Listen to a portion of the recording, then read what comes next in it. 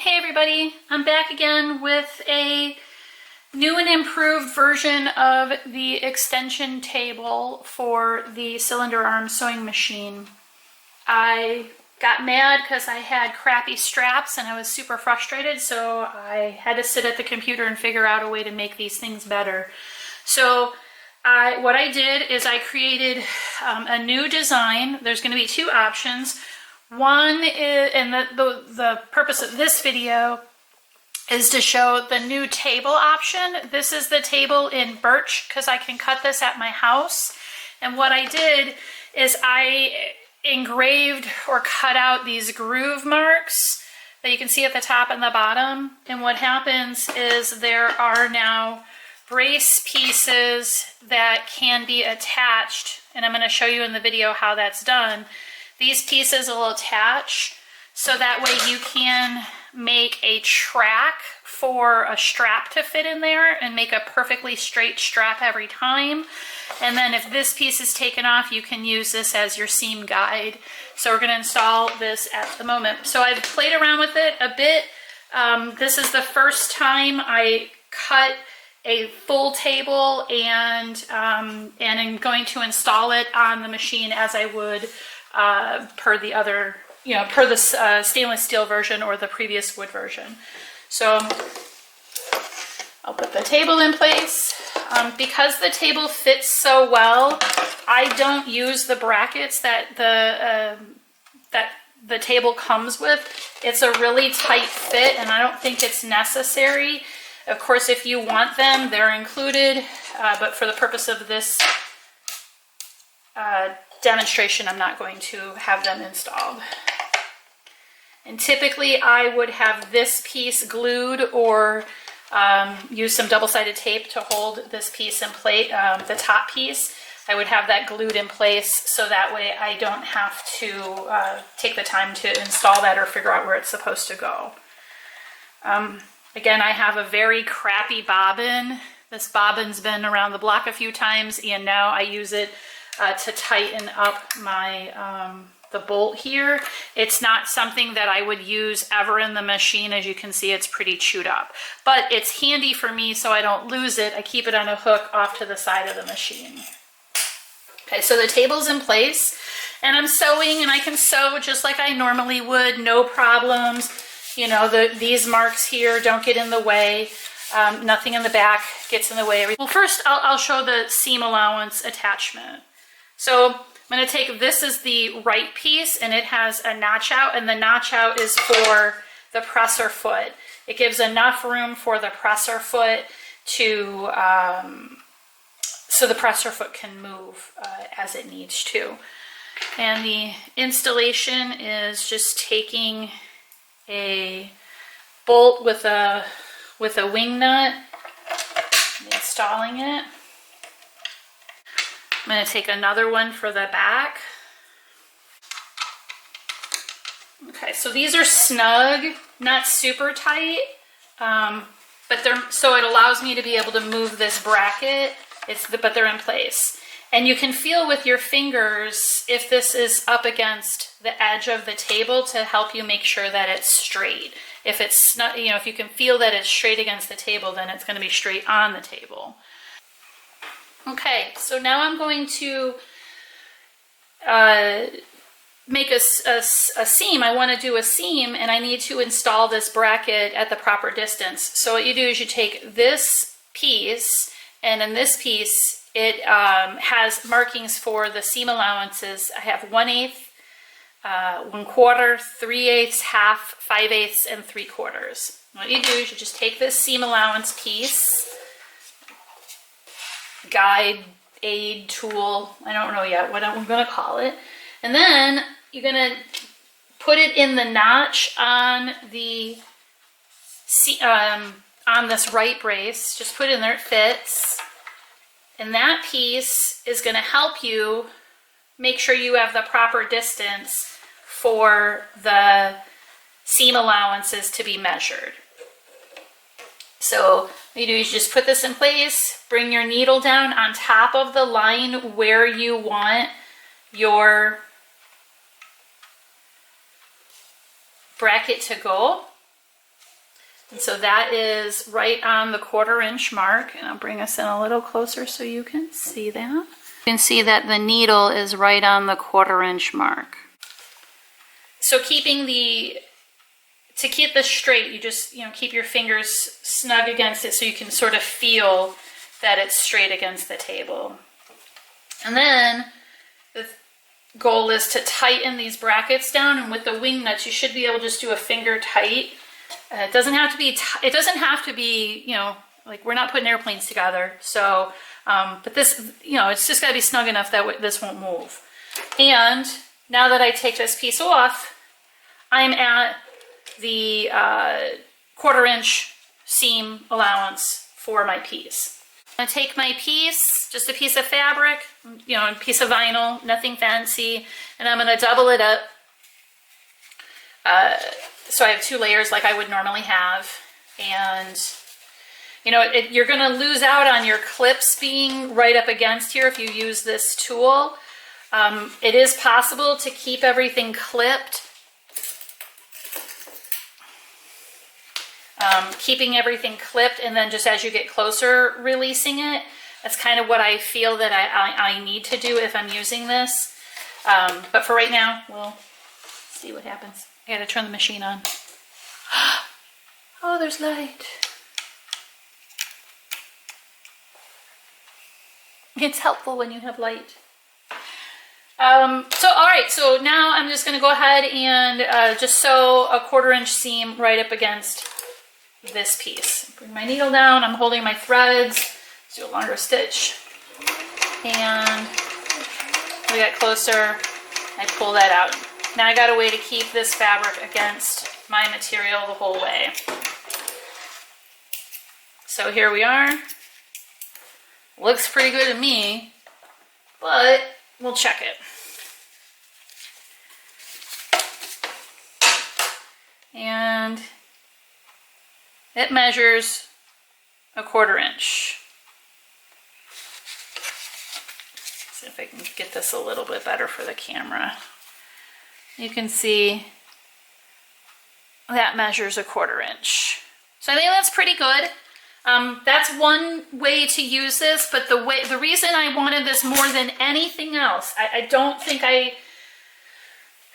worry about my seam allowances nearly as much as I get annoyed by crappy straps. That drives me nuts, and that's what this is really all about.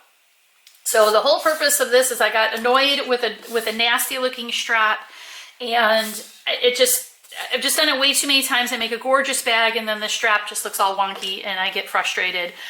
But I never give up, because it's kind of what we do. So I thought, well, how do the manufacturers do it? There's got to be some tool or template or track or something like that. And as soon as I said the word track, I thought, yeah, Hot Wheels track. That makes the cars go along. Why can't I make a track for this machine? So that's what I did. So now this piece, again, is great. Seam allowance is wonderful. Who doesn't like that? But more importantly, I wanted to make this left side so that way we can make a track. And still keeping this with a 1/4 inch seam allowance, I can sew a strap with a 1/4 inch seam allowance and have another piece in place that will allow me to sew a 1 inch wide strap, a 1/2 inch wide strap, a 2 inch wide strap, depending on where you place this. So here, what I'm going to do is I'm just going to loosely install this in place also. Same wing nut setup. I just, again, snugly, but not too tight. I've attached the pieces so I can still move it back and forth. And with this piece, how we make it, since I'm going to make a 1 inch strap today, what I need to make sure I have a 1 inch distance between this edge and this edge, because this is already set up for the 1/4 inch seam allowance. And so now I need to make sure that this is 1 inches. And so then I made these 1 inch pieces. So each kit will come with 2 of these. I also have pieces for 3/4 and 1/2 inch, since I think those are the most common seams. And so if you want to make a 1 1/2 inch seam, you're just going to take your 1 inch piece and your 1.5 inch piece, snug them together and put it in the piece. And now you can make 1.5 inches. You want to do 2 inches? Well, then you got to use the 2 1-inch pieces together. So you can do a combination of pieces to be able to get you the width that you would like. I thought that these were the most common sort of measurements, at least with the way I sew, and certainly I'll take suggestions from others if you think that we need different, more variety. I didn't think a 1/4 inch made sense because it's really narrow.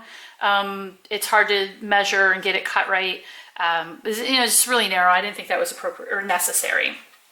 So anyway, so I'm going to take my 1-inch piece and I'm going to put it in the front here, and I'm going to take another 1-inch piece and I'm going to put it in the back. I like to keep them closer toward the bolts, so that way I know that at the end there won't be any movement of this bracket. So you put, this piece in here, make sure it moves and, freely. And then snug that bolt down and take this one and make sure it moves freely also. At 1 inch got a track here, and then I'm going to take my fabric that I have. I cut this to be 4 inches wide. I'm going to fold it over 3 times, half and then half on itself again to get it to fit. So I'm going to do that off camera. Anyway, so I made my strap. It's just super quick, no tape, no nothing. Hold it, a couple clips holding it in place, and so I can get it in position. Now what you do is, you got to be careful when you're starting this out. The first thing is going to remove that upper clip and remove the second clip. Now the strap fits in this track snugly, and it's not going to move. And I'm using my hand to hold all the pieces in place. If I had tape here, I would not worry about this, but since I don't, it will just fly up. So I'm going to hold this in, and I'm going to get it underneath my needle, under that presser foot, and get my thread in there, and I'm going to bring my needle down. And so now what I need to do is I need to feed this through while keeping it flat, but I'll be removing my clips as we go. And you'll see that the strap will stay within this track as we go along. So the machine's, I'm gonna keep the machine going a little slow just so I don't have any problems.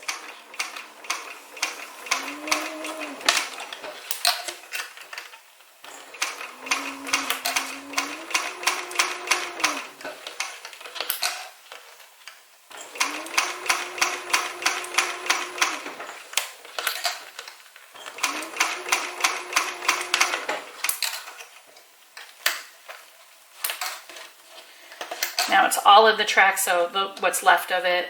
So I'm going to take it all the way to the end.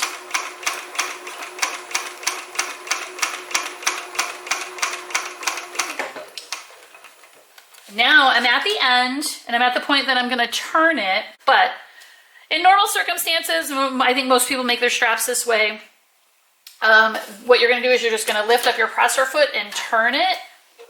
And this is why this gap is a little wider, because if I make it narrow to just hold it against the needle, it makes it hard, or to make this gap just as wide as the presser foot, it makes this material bend up. So it is a little wider here so you can turn your strap for this purpose. For right now, that's the way the design is. If the users think that it's unnecessary, I'm definitely open to suggestion. I made it the first time with this being a more narrow gap, and I was just concerned of complaints from people thinking that it's making their material look weird.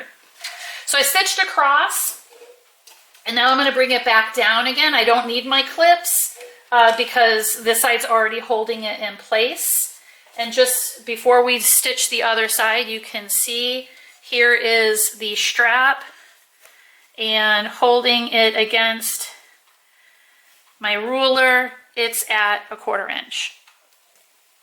So now I'm going to put it in the machine, and again, I'm just using my hands. I'm not really holding this in place, but you could, but I'm just using my fingers to guide the strap in here, and then bringing my right hand around to pull it through the back, just to make sure it all stays flat. That's really the goal.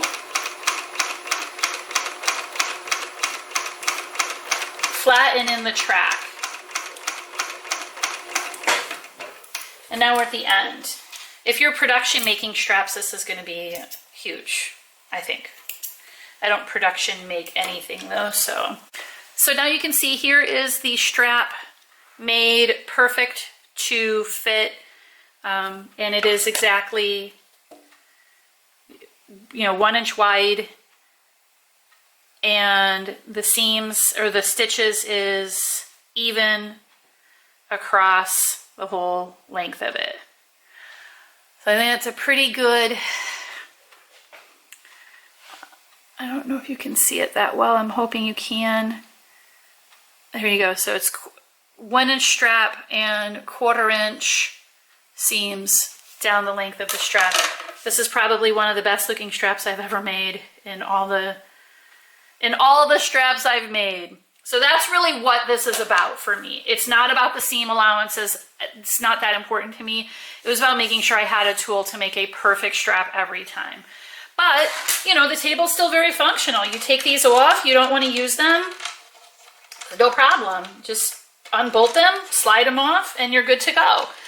If you want to keep these in place, you want to keep your seam allowance in place, and you just take this side off, go ahead. There's no problem there.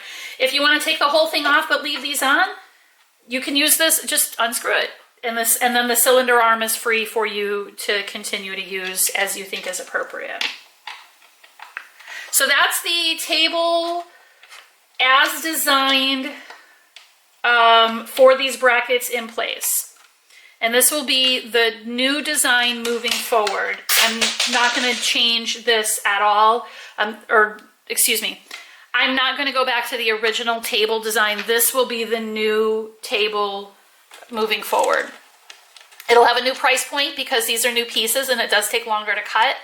I'm trying to figure out what that price will be, but it will be in the Etsy shop. So there you go. So that is the table as installed with the seam bracket pieces.